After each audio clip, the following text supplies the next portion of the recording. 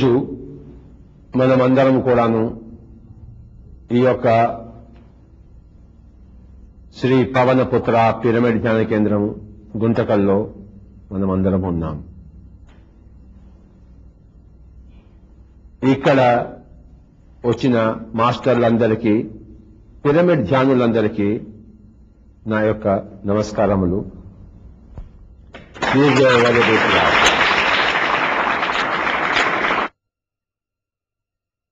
My dear friends, my dear masters and my dear gods of గుంటకల్లోని మిత్రులారా, ధ్యాన మిత్రులారా, గుంటకల్లోని భగవంతులారా, గుంటకల్లోని యోగులారా, ఈ యొక్క గుంటకల్ పిరమిడ్ స్పిరిచువల్ సొసైటీ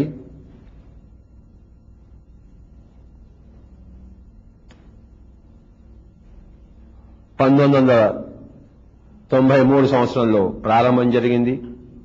మొట్టమొదటిసారిగా నవంబర్ 17, 1993 సంవత్సరంలో ఇక్కడ ప్రారంభం జరిగింది. మరి Shri Vijay Kumar, Shri T Muralidhar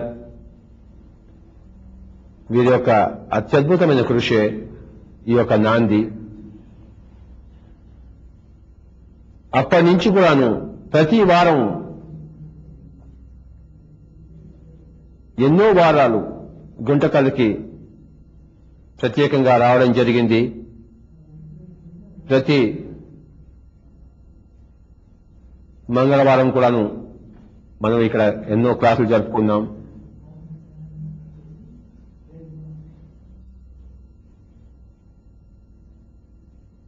Guntakal pyramid spiritual society మాస్టర్లందరి యొక్క అపూర్వమైన ఈ యొక్క కృషి వల్ల ఈరోజు ఇక్కడ మనం శ్రీ పవనపుత్ర పిరమిడ్ ధ్యాన కేంద్రంలో మనం ఇంత చక్కగా ధ్యానం చేస్తున్నాం. మొన్న శివరాత్రి నాడు 2003 శివరాత్రి నాడు ఈ యొక్క ధ్యాన కేంద్రానికి మనం ప్రారంభోత్సవం చేసుకున్నాం. ఎంతో ఘనముగా చేసుకున్నాం.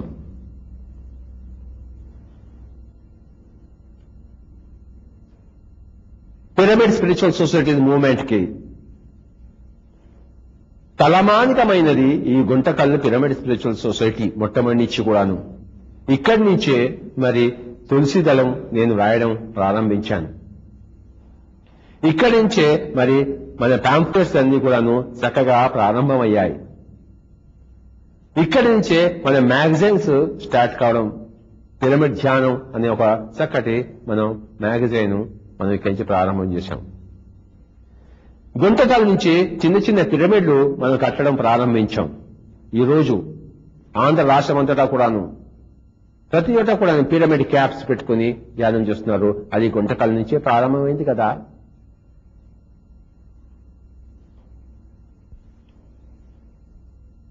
గుంటకల్ పిరమిడ్ స్పిరిచువల్ సొసైటీస్ యొక్క మాస్టర్లందరికీ, భారతదేశంలోని మాస్టర్లందరికీ కూడాను ఎంతో ఆదర్శమూర్తులుగా ఉన్నారు.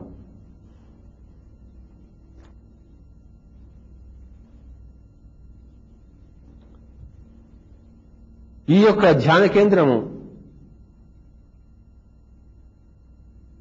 పవనపుత్ర పిరమిడ్ ధ్యాన కేంద్రం శ్వాస మీద ధ్యాస యుతంగా ఉన్న ఈ ధ్యానం, శ్వాస మీద ధ్యాస అంటే పవనపుత్రుడు కావడమే కదా, వాయుపుత్రుడు కావడమే కదా. కనుక ఈ యొక్క శ్వాస మీద ధ్యాస అన్న దాని పేరులోనే ఇమిడి ఉన్న ఈ యొక్క పవనపుత్ర అనే పేరులోనే ఇమిడి ఉన్న ఈ శ్వాస మీద ధ్యాస ఆ యొక్క అత్యద్భుతమైన నామధేయంతో ఈ యొక్క పిరమిడ్ విరాజిల్లుతోంది. ఇక్కడ ఎంత శక్తి ఉందో అది చూసే వాళ్ళకి తెలుస్తుంది, రుచి చూసిన వాళ్ళకి తెలుస్తుంది.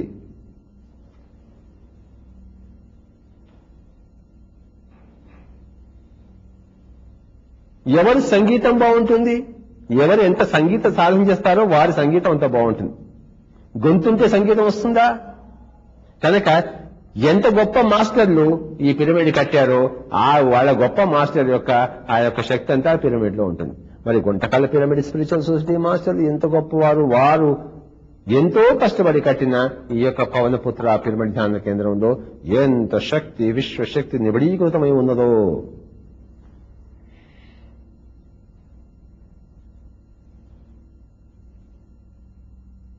ధ్యానము, ముఖ్యంగా పిరమిడ్ ధ్యానము అంటే పిరమిడ్ లోపల ధ్యానము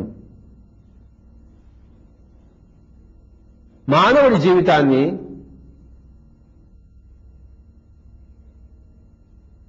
సుగంధ పరిమళములతో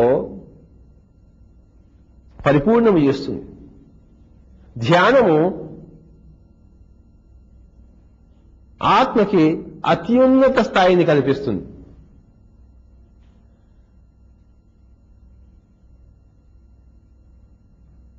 ధ్యానము అన్నది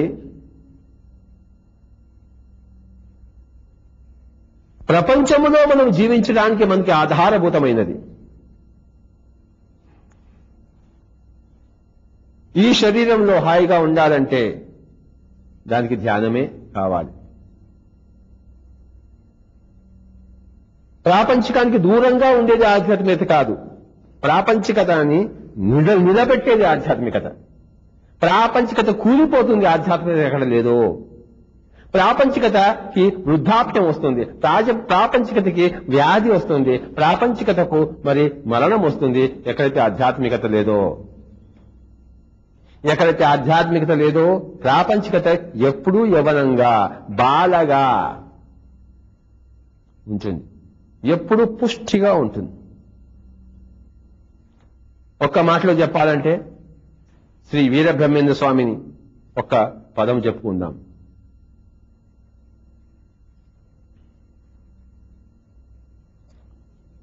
దృష్టి నిలిపెనేని. దృష్టి నిలిపెనేని అంటే దృష్టి అంటే మనస్సు. మనసును మనకి కట్టడి చేస్తే, ముట్టడి చేస్తే, దాన్ని అచలము చేస్తే దృష్టి నిలిపెనేని దేవుడు దిగివచ్చు దిగివచ్చు దిగివచ్చు. దృష్టి నిలిపెనేని అంటే ధ్యానం చేస్తే ఆ దేవుడే దగ్గరికి వస్తాడు నీ దగ్గరికి. రావణాసుడు ధ్యానం చేస్తే మరి శంకరుడు దిగిరాలేదా? కనుక నువ్వు మంచివాడువా చెడ్డవాడువా అనవసరం. నువ్వు రావణాసురుడైనా సరే, ప్రహ్లాదుడైనా సరే, హాస్టల్ మాస్టర్స్ అంతా దిగి రావాల్సిందే. కనుక నీ మంచివాళ్లే చేయాలి, చెడుతనం పోతే గాని కాదని చెప్పేసి క్లియర్ గా శ్రీ వాల్మీకి చెప్పారు. నువ్వు మంచివాడివికా చెడ్డవాడివికా దేవుడు దిగి వస్తాడు, ధ్యానము చెయ్యి. రావణాసుడు దిగి రాలే, హిరణ్యకశిపుడికి దిగి రాలేదా?